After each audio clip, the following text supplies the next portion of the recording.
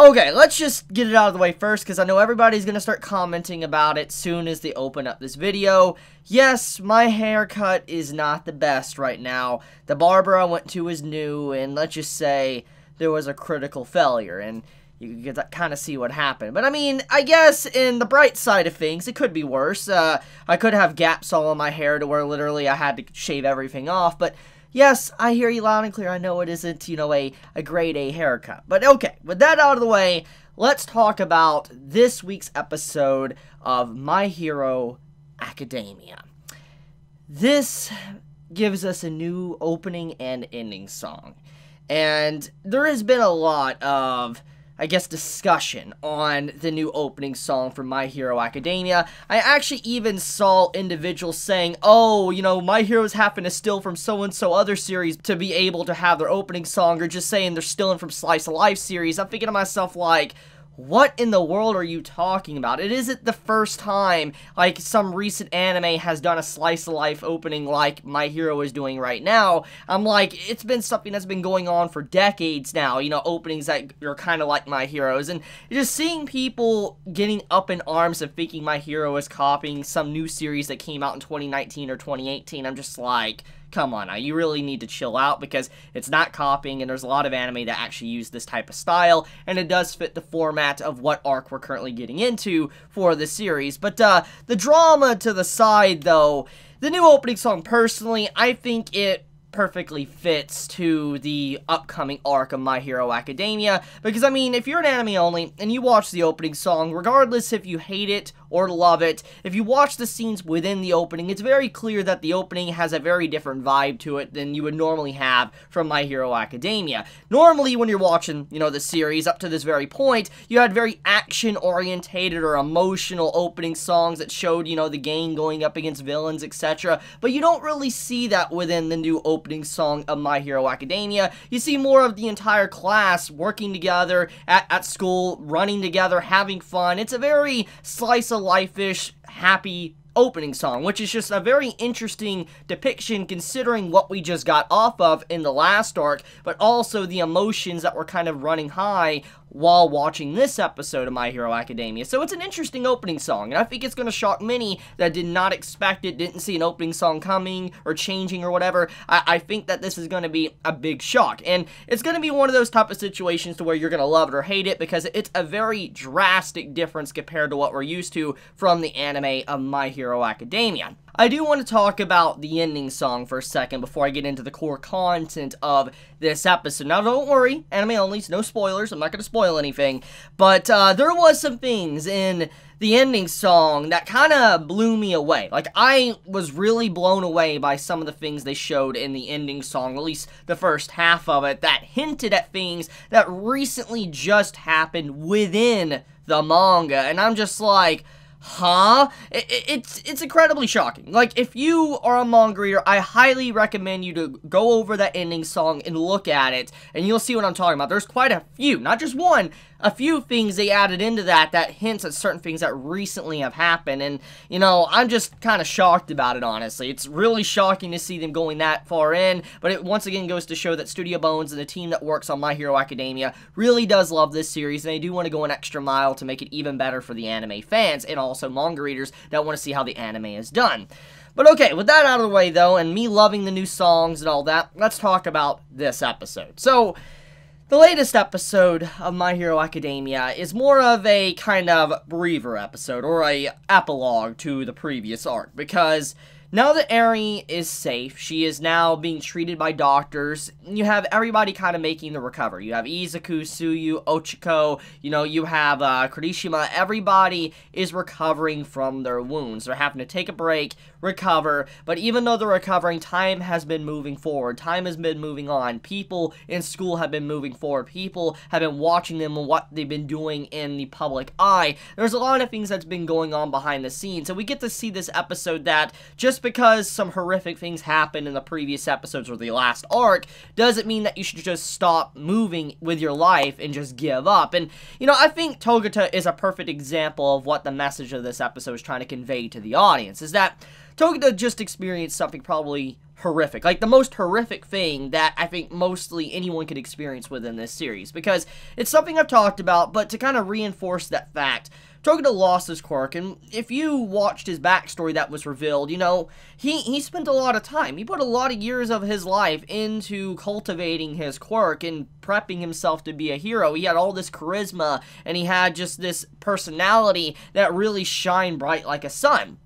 And not to repeat myself from previous episodes, but it's very clear that Togata did so much to be able to be where he was in the last arc, with his quirk and everything, to save Eri. And then all of a sudden, in a fraction of a second, he loses that quirk, and then on top of that, he loses his very mentor that raised him to be where he's at right now. And you gotta imagine all these things coming left and right. It wasn't just like one sucker punch, it was like multiple punches coming in him at once, hitting him in the face to make him realize, like, this is reality, and you're not always gonna have a happy ending. And I feel bad for Togata, because he has lost a lot. He has truly lost a lot. It really goes to show how strong of a will he has to be able to get up within this episode, try to smile, and he's like, yes, I'm sad, I'm upset, but I can't just be gloomy, I can't just be sitting here and wallowing in my misery. I need to get up and do things. I need to be able to put a smile on my face and never give up, etc. And so he continues to fight for what he believes in. It's a very beautiful depiction of Togata, and it really, like I said, perfectly captures the message of what this episode is trying to do,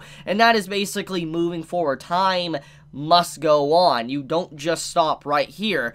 And I like how Izuku kind of comes to the same conclusion as the episode, you know, progresses. You have it to where, you know, he talks to Ida like, I'm fine, Ida. I'm really fine. And everybody opens up, they start having fun, etc. It's a good moment to show that even though it's very stressful, it still weighs on their mind. They're moving forward and they're not going to let it drag them down. So I appreciate this episode for that, but even more so, I appreciate Togata as a character. And I think many that are anime only are going to fall in love with his character. I know many manga readers that were at this point in the series fell in love with him as a character just because of what he represents, honestly, as a person. It's inspiring. It's a really inspiring trait to have, and I think many respect Togata for that fact alone.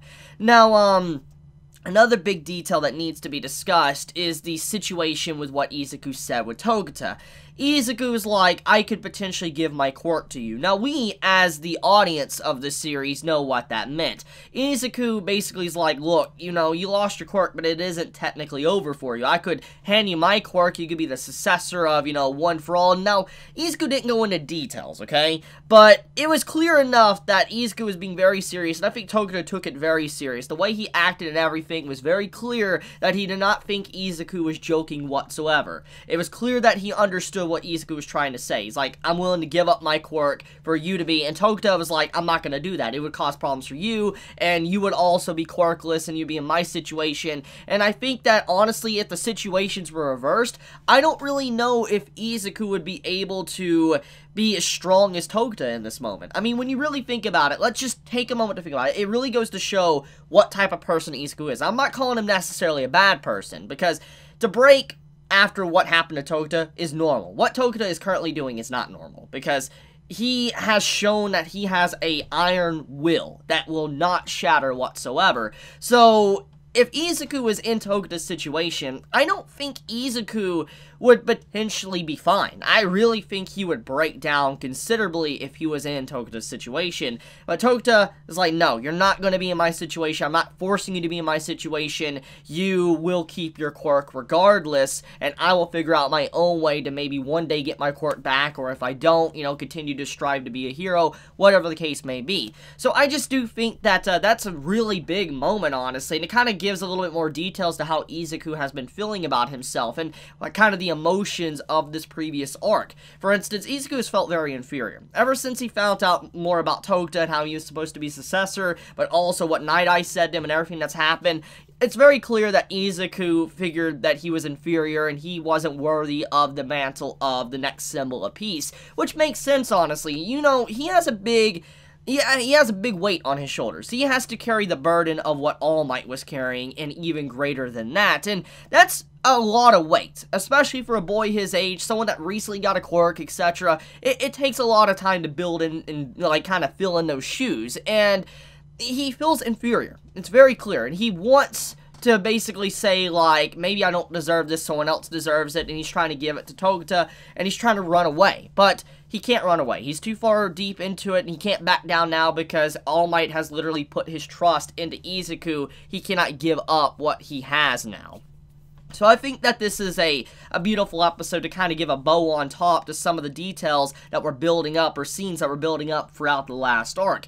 Now, let's get into the second half, which is basically Todoroki and Bakugo going to their exam and their emotions and how they seem very distant throughout the episode, but also how the class was reacting to Izuku and everybody else that returned. So, Bakugo and Todoroki, it's very clear why they, checked in early in bed at that night, because they felt really upset. Very much like how Izuku felt he was inferior, it's clear that Todoroki and Bakugo were feeling mixed feelings as well, either inferiority or they were feeling like they were falling behind. And they felt that because after everything that's happened recently in the past couple days, Izuku and everybody else kind of move forward, they have their license, they are being able to go out and actually stop villains, and Bakugo and Todoroki feel like they're being left behind. They don't like that feeling, and so their drive is forcing them to really get this done and succeed, which you could see towards the end of this episode that's what's leading towards. They really want to pass their test for they don't fail once again, and can they pass it is the question, which leads into also the Endeavor moment at the end talking with All Might. Now that is a very curious, moment, because to refresh anime onlys, Endeavor, the last time we really saw him technically, or at least when he interacted with All Might, was when All Might lost the last ember of One for All. When he was standing before All for One. And All Might, was fighting, and Endeavor looked at him, and he's like, the distance is unimaginable. He saw this giant, just gap, this just drop between him and All Might. There was too much of a gap between them that he might not ever be able to bridge it. He realized the immense power. He was trying to catch up to a dude that literally was at the end of his prime. He wasn't even prime All Might anymore. He just realized how weak and inferior he really was in the grand scheme of things. So I do think that Endeavor, he probably has a lot of mixed emotions, because we do know that he was upset when All Might kind of fell from grace and he no longer was the number one. You can see that he tries to mock All Might at the end, but we do know that Endeavor's emotions are very complicated, because he wanted to beat All Might. He wanted to be able to say, I am number one for beating you, I am best you, but he technically did not earn that spot. He did not win. It was just given to him, the number one spot now, because All Might had to step down, because he no longer could fulfill his duty. So at the end of the day, Endeavor will truly never know if he ever surpassed All Might or will surpass All Might, because All Might no longer is fit to be a hero anymore. So it's emotional, honestly. It really does make you wonder about Endeavor's mindset because of everything that's happened within the story, and people can easily forget those little details that Endeavor feels towards All Might, but also kind of what he said in that final fight. So, yeah, I think that's pretty much about it, though. I mean, we're getting into a very slice-of-life-ish arc. It's going to be probably really enjoyable. I'm excited, honestly, to see it animated, and I'm just a big fan of the new opening song. So, anyways, let me know your thoughts in the comments below. If you enjoy my content, please subscribe. If you like this video, please leave a like. And if you want to get notified for whenever I upload a video, please click the bell icon down below. And with that, Chibi out.